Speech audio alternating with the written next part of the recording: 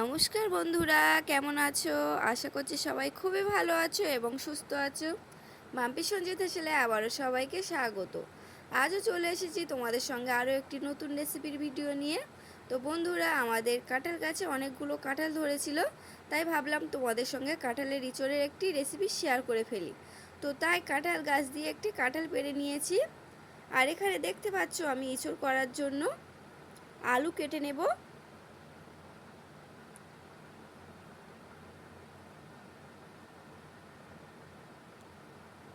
আলুগুলো medium size করে সবগুলো কেটে নেব আমি।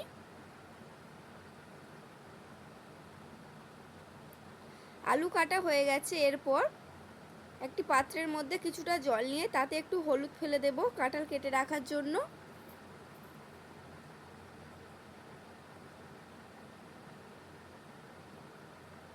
আর সকল বন্ধুদের কাছে আমার অনুরোধ রইল ভিডিওটি প্রথম থেকে শেষ পর্যন্ত করে দেখার।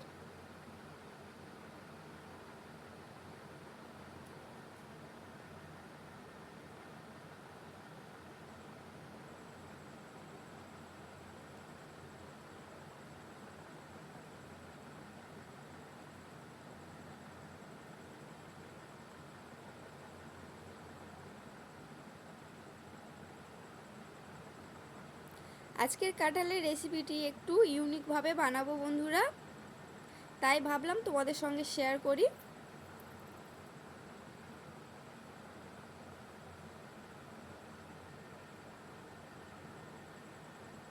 তো এইভাবে আমার কাঁঠাল ছাড়ানো হয়ে গেলে মাঝখানের অংশটা ফেলে দিয়ে কাঁঠালগুলো ছোট ছোট করে পিস করে কেটে নেব।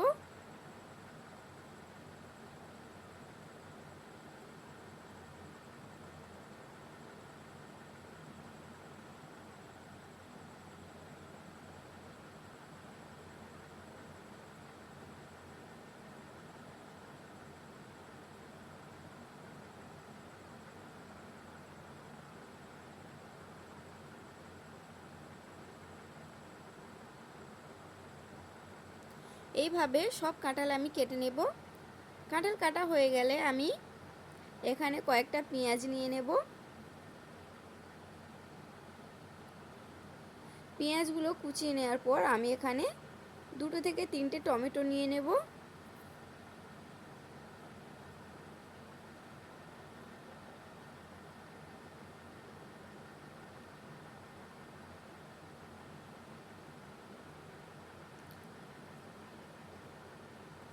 তো এখানে আমি পেঁয়াজ, টমেটো এবং একটু আদা ও রসুন একেবারে ছাড়িয়ে নেব। এরপর উনানে চলে আসতে হবে বন্ধুরা। উনানে এসে উনান জ্বালিয়ে দিয়েছি এবং কড়ার মধ্যে কিছুটা পরিমাণ জল দিয়ে দেব। জল দিয়ে কিছুটা ছোলা ভিজিয়ে রেখেছিলাম, ছোলাগুলো জলের মধ্যে সিদ্ধ হওয়ার জন্য দেব এবং এর সাথে একই সাথে আলু এবং কাঁঠালগুলো দিয়ে দেব। আলুটা আমি সামান্য সিদ্ধ করে লাবিয়ে নেব।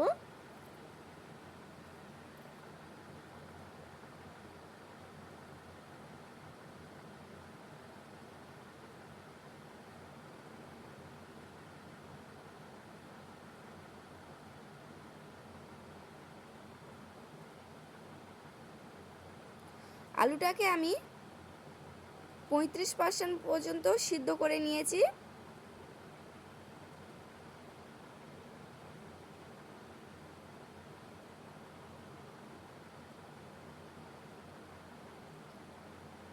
এরপর কাঁঠাল ও ছোলা ভালোভাবে সিদ্ধ হয়ে এসেছে, আমি এটি লাবিয়ে নেব। লাবিয়ে নিয়ে আবারও কড়া উনানে বসিয়ে দিয়েছি। কড়া গরম হয়ে আসলে কড়ার মধ্যে দিয়ে দেব পরিমাণ মতো তেল।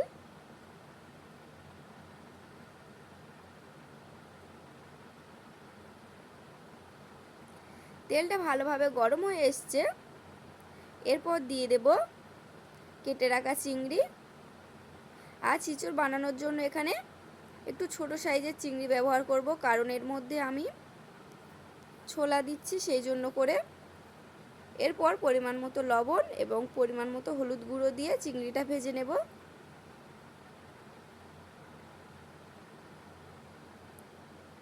চিংড়ির মধ্যে লঙ্কার গুঁড়ো সামান্য পরিমাণ দিয়ে দেব।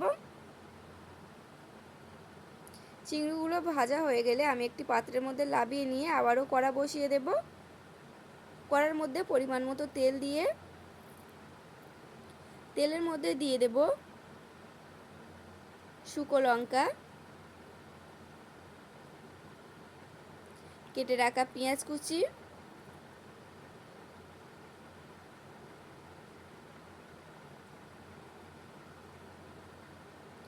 ভালোভাবে কিছুক্ষণ নাড়াচাড়া করে নেব। এইভাবে পেঁয়াজগুলো হালকা লালচে হয়ে আসা পর্যন্ত। এরপর বেটে রাখা রসুনটা দিয়ে দেব।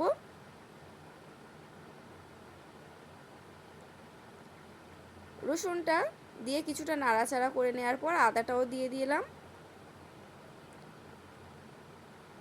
এরপর দিয়ে দেব কেটে রাখা টমেটো কুচি,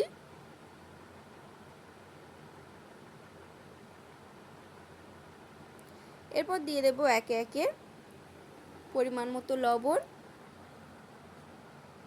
পরিমাণ মতো হলুদ গুঁড়ো এবং পরিমাণ মতো লঙ্কার গুঁড়ো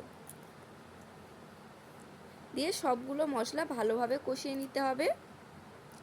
এরপর দিয়ে দিলাম বেটে রাখা জিরে। এখানে আমি কিছুটা জিরেও বেটে রেখেছিলাম। সবগুলো মশলা ভালোভাবে কষানো হয়ে গেলে দিয়ে দেব আলুগুলো।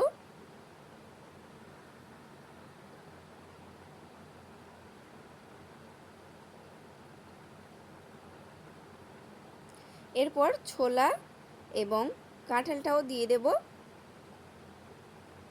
দিয়ে ভালোভাবে সবগুলো একসাথে কষিয়ে নিতে হবে কিছুক্ষণের জন্য।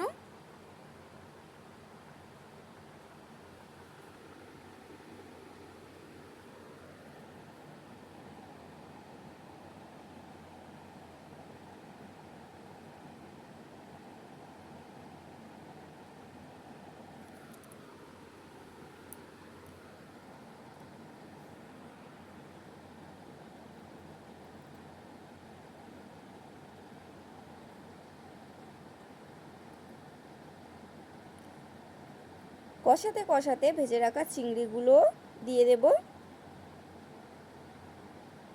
দিয়ে সবগুলো ভালোভাবে নাড়াচাড়া করে নেব।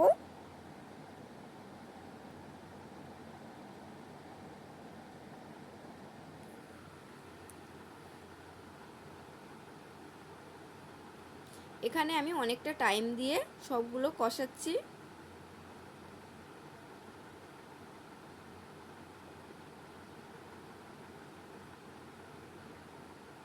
এরপর পরিমাণ মতো জল দিয়ে দেব।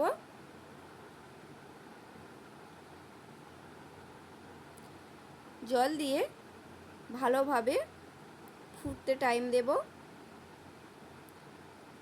তো যেসব বন্ধুরা নতুন আমার ভিডিওটা দেখছো অবশ্যই করে একটি লাইক, কমেন্ট এবং চ্যানেলটি সাবস্ক্রাইব করে পাশে থাকবেন।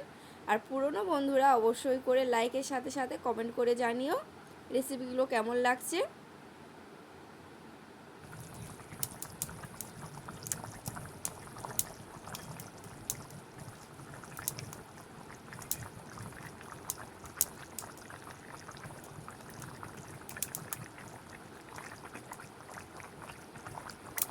তো অবশ্যই করে বাড়িতে একবার হলেও এইভাবে ইঁচড়ের রেসিপি করে খেয়ে দেখো।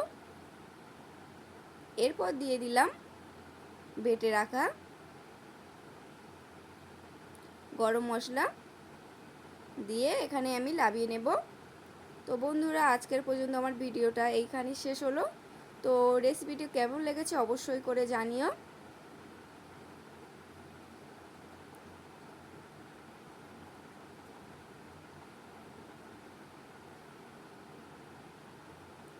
তো গরম ভাতের সাথে একেবারেই জমে যাবে। তো আজ বাড়িতে হয়েছিল আমাদের ইঁচড়ের রেসিপি এবং গাঁধালিরও রেসিপি হয়েছিল। ওই রেসিপিটা আর দিইনি, ওটা অন্য দিন দিয়ে দেব। তো এতক্ষণ ভিডিওটা দেখার জন্য এবং পাশে থাকার জন্য সব বন্ধুদের ধন্যবাদ।